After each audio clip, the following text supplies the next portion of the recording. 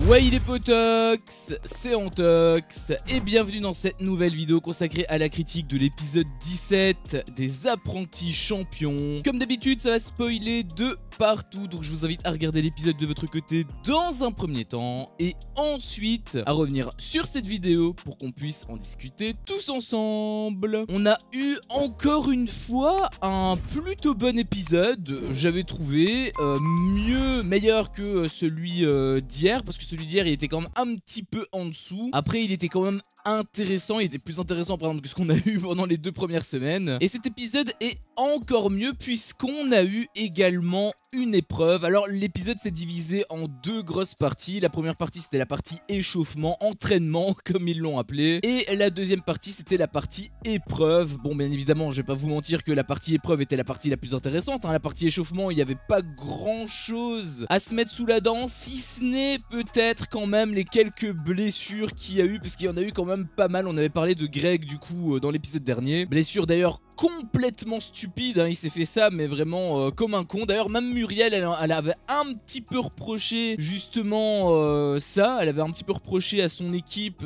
de d'avoir fait un petit peu les cons. Bon peut-être que c'était pas forcément en voulant faire les cons, mais quoi qu'il en soit c'était clairement pas responsable. Donc Muriel avait entre guillemets enfin pas sanctionné, mais elle a dit elle a fait une petite remarque quoi. C'était encore une fois très gentil. En même temps on la voit hein, Muriel, que c'est pas une méchante. Je pense malheureusement pas quelle est l'attitude d'un coach, pas dans le sens elle a pas les compétences, mais plutôt dans le sens où elle a pas le caractère assez ferme. Après bon ça reste des adultes dans tous les cas, ils vont pas se forcer à faire quoi que ce soit, même s'il y a eu un petit passage qui était entre guillemets un peu chaud, puisque c'était une petite altercation qu'il y a eu entre Bastos et l'assistant coach. Donc c'était pas Muriel mais c'était son assistant, et lui par contre il a justement le tempérament, je pense. Lui il a les épaules à mon avis pour être le vrai coach, mettre vraiment taper du poing sur la table. Je pense que c'est clairement son rôle, et ça me choquerait même pas en fait que l'assistant coach soit en fait le vrai coach de Muriel lorsqu'elle fait elle-même en fait ses épreuves, lorsqu'elle participe à des compétitions ou autres. Ça m'étonnerait pas, puisque il avait justement une petite embrouille. Alors je dis petite mais vraiment c'était 3 fois rien hein, mais c'est juste que Bastos il s'était un petit peu blessé, et donc pour pas aggraver la chose, enfin il avait une petite douleur plutôt, et donc pour pas aggraver la chose il voulait pas faire certains exercices. Sauf que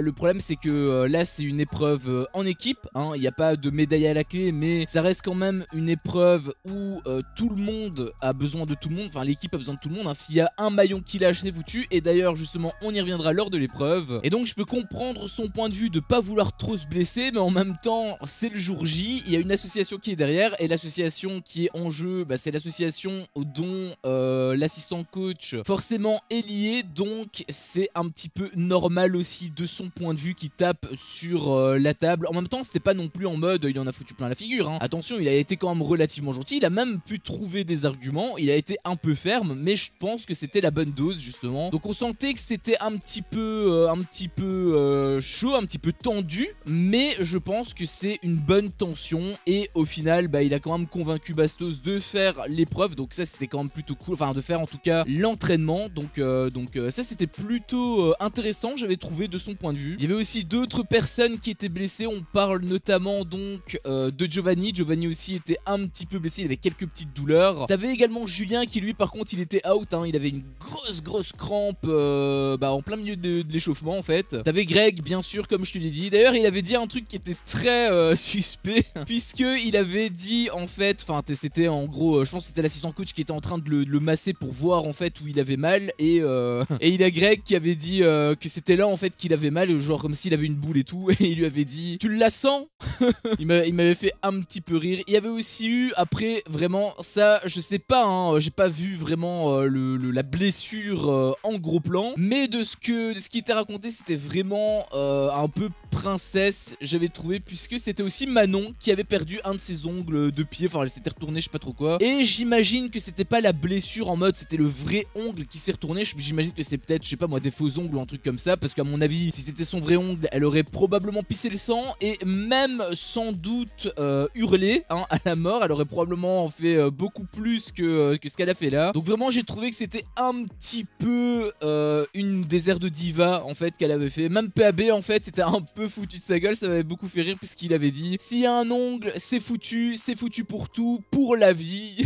Ça m'avait fait beaucoup rire, et je le rejoins quand même là-dessus, parce que, bon, si c'est une vraie blessure, si c'est son vrai ongle et tout, là, ok, d'accord, très bien, mais je doute très fortement, et si c'est juste son fond ongle, encore une fois, hein, c'est une association qui est en jeu, donc je trouverais que ce serait vraiment très égoïste, et même carrément irrespectueux de sa part, mais ça c'est à prendre avec des pincettes, puisque encore une fois, on ne sait pas si c'est une vraie blessure, ou si c'est des airs de diva. Puis ensuite, on vient progressivement sur la deuxième partie, avec d'abord le débrief de Laurent. Cette fois-ci, il était quand même plus intéressant, encore une fois un petit peu trop long, mais c'était quand même intéressant puisqu'on a pu faire le bilan de tous les blessés. On voyait que du côté des rouges, ils étaient que deux, il y avait que Manon et Julien, enfin Manon entre guillemets, mais en tout cas elle était out, et Julien également. Et de l'autre côté par contre il y en avait beaucoup plus, il y avait déjà Greg, lui c'était pareil, hein, il était out. Il avait également Giovanni et Bastos qui étaient un petit peu, qui avaient des petites douleurs, et même Simon avait levé la main, et ça va avoir une énorme conséquence hein, plus tard hein, forcément. Alors il y avait quand même une proposition qui avait été faite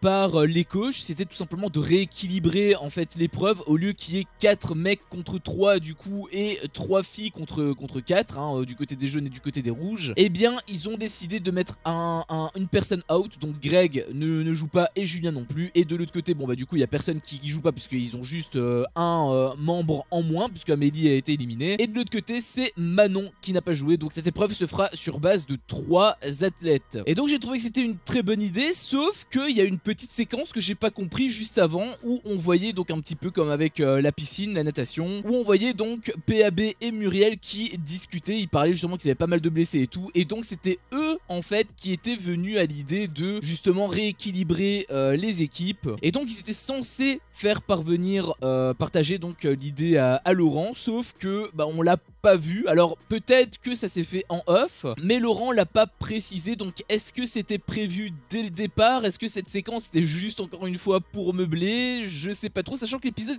était très court hein. L'épisode a duré je pense 35 minutes net, c'est-à-dire hors générique, donc vraiment épisode très court, plus cette petite séquence là qui s'est intercalée. Alors c'est peut-être un petit point noir, hein. C'est juste un petit point noir parce que l'épisode était quand même globalement bon, mais on est encore loin d'un épisode parfait, d'un vrai épisode où il se passe vraiment 100% des choses intéressantes. Est-ce que c'était du contexte? Est-ce que c'était pour meubler? N'hésitez pas vous à me faire part de votre avis en commentaire. En tout cas, vu comment le montage a été fait, puisque ça s'est enchaîné directement encore une fois, je pense que c'était quand même pour meubler. Laurent avait aussi précisé quelque chose de très pertinent, puisque en fait il avait dit que les filles allaient se battre donc pour récupérer un athlète masculin donc, et les mecs eux allaient se battre pour récupérer un athlète, une athlète du coup féminine. Et j'ai trouvé que c'était une excellente idée, puisque au moins ça montre en fait un intérêt supplémentaire à justement avoir une équipe quand même de filles. Je rappelle que dans cette compétition en réalité il y a 2 compétitions en parallèle, il y a la compétition des meufs et la compétition des mecs, et ce qui fait que forcément il faut aussi que tes meufs soient extrêmement fortes. En fait j'avais peur avec cette émission que justement les mecs veuillent justement éliminer les meufs parce qu'elles sont moins fortes que les mecs, et si ça avait été une compétition mixte c'est probablement comme ça que ça se serait produit, et donc il y aurait eu que des mecs à la fin, alors que justement en mettant 2 compétitions en parallèle ça donne autant d'importance d'avoir des meufs fortes que des mecs forts. Donc ça déjà c'était une très bonne idée, et en plus là ça ajoute un poids supplémentaire, puisque avoir des meufs compétitrices, non seulement ça peut te permettre de gagner des médailles et donc de gagner de l'argent pour la cagnotte des associations, mais en plus de pouvoir ramener des alliés et donc de se renforcer davantage. Donc c'est vraiment tout bénef. J'ai trouvé que c'était une très très bonne idée de gagner donc un athlète du sexe opposé. On a eu aussi le retour forcément des commentateurs de Patrick donc et Paga. D'ailleurs Patrick avait précisé un truc, c'était que les haies étaient de 65 cm et pas 66. Donc il y a un petit centimètre en moins et également ils ont été toujours très bons. Alors je les ai trouvés vraiment moins drôles quand même que les éditions précédentes, mais ça fait toujours le café, ça donne toujours quand même la banane. Donc pour moi c'est quand même un bon point. Ils sont pas très utiles, mais ça donne quand même une petite ambiance. C'est plutôt drôle, c'est plutôt sympa quand même, je dois le reconnaître. Donc t'avais ensuite la fameuse épreuve, mais juste avant tu as Julien qui parle à son équipe comme si c'était le capitaine et il donnait des conseils comme ça. Alors ces conseils étaient très avisés, je dis pas, je pense même que c'était des bons conseils. Sauf que c'est pas le capitaine, c'est pas le coach. Il avait pris un peu le lead mais naturellement, ce qui fait que Nicolas s'est peut-être un petit peu éclipsé naturellement, je sais pas. Est-ce que c'est lui le vrai leader? Est-ce que c'était juste 2-3 phrases comme ça? Je sais pas du tout, mais j'ai trouvé que c'était quand même très drôle de voir un mec qui est tout le temps dernier, qui est blessé et qui quand même apporte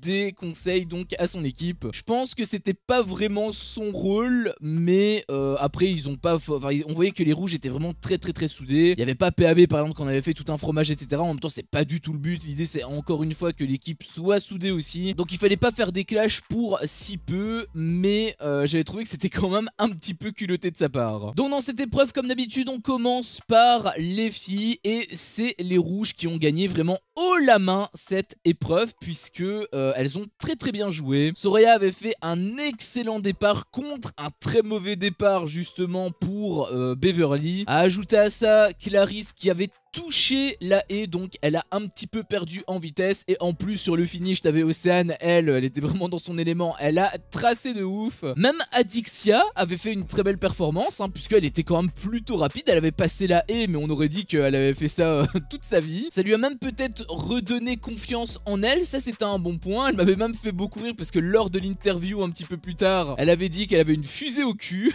Donc c'était quand même assez impressionnant du côté des rouges et malheureusement du côté des jaunes. Bon, tu as LM bien évidemment qui est toujours très performante, sauf qu'elle avait tellement de retard que c'était impossible pour elle. Et en plus face à Océane c'était quasiment impossible, voire c'était carrément impossible en fait de la rattraper. Malheureusement donc pour elle, ses coéquipières n'ont pas spécialement mal joué, elles ont été en dessous des rouges, mais elles ont quand même fait de belles prestations, j'ai trouvé. Elles se sont quand même données à fond, donc malgré tout félicitations à elles. Puis donc on a eu l'interview de Paga, le fameux, ça par contre c'est vraiment le passage qui me fait le plus chier, parce que c'est pas vraiment très intéressant. Y a rien à dire, vraiment j'ai rien à dire là-dessus. Il y a pas vraiment grand chose qui m'a marqué. En même temps ils disent des banalités, donc forcément c'est pas le top si tu veux marquer les esprits. Donc on enchaîne directement avec les garçons et ce sont les rouges étonnamment qui ont gagné, sauf que ils n'ont pas gagné au mérite, je dirais. Il y a eu un non-match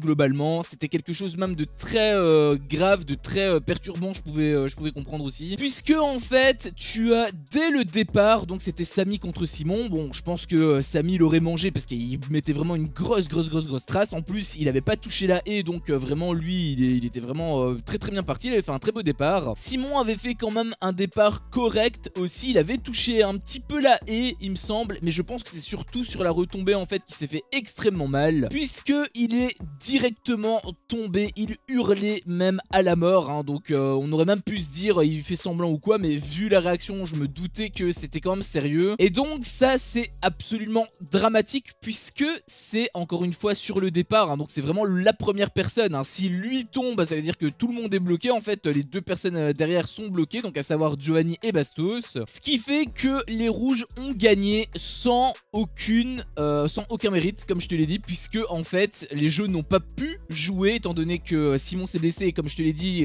c'est un rouage, si Simon se blesse c'est que tout le monde est bleu, donc vraiment un petit peu déçu de cette manière d'avoir gagné, mais surtout très déçu de Nicolas, puisque Nicolas faisait le malin, bon après il peut fêter sa victoire, il y a aucun souci avec ça. Mais un petit peu plus tard, il avait justement fanfaronné, il avait fait carrément le malin par rapport au jaune. Hein, bon, en réalité, même Julien, je sais plus si c'était Julien ou Nico d'ailleurs, hein, n'hésitez pas à me corriger dans les commentaires. Mais il me semble que c'était de toute façon les deux. Et en soi, c'est de bonne guerre. En soi, c'est de bonne guerre. Hein, voilà, c'est un peu comme avec les Marseillais contre le reste du monde. Hein, ils se charrient, etc. Sauf que là, il y a deux différences majeures par rapport au cross. C'est que déjà, il y a une association qui est en jeu. Donc, le fait de se charrier, c'est comme si tu charriais aussi l'association en face. Donc, c'est pas très courtois, j'ai envie de te dire. Mais surtout, ce que j'ai trouvé absolument pathétique, c'était le fait que, en fait,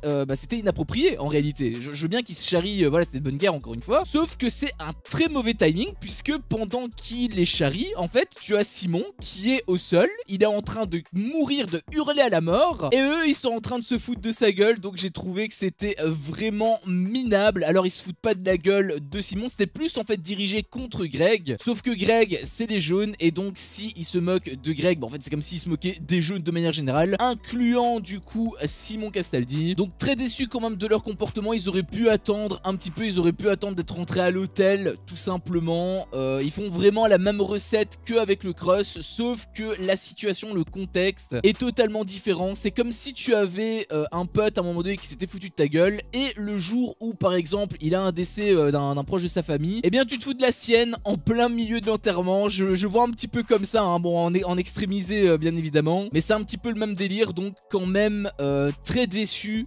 qu'ils aient réagi comme ça, en tout cas aussi vite. Ils auraient pu attendre un petit peu, d'autant plus que leur victoire, c'était pas non plus la plus gracieuse quoi. Bref, c'était mon avis sur cet épisode. Si mon contenu te plaît, fais-le moi savoir en me laissant un énorme pouce bleu. À chaque fois que je vois ça, je vois que mon contenu plaît, et donc moi ça me motive à continuer. Si t'es pas encore un peu tox, qu'est-ce que tu attends pour me défoncer ce gros bouton rouge? N'hésite pas à activer la cloche pour ne rien louper, et je te dis à la prochaine pour une prochaine vidéo. Ciao.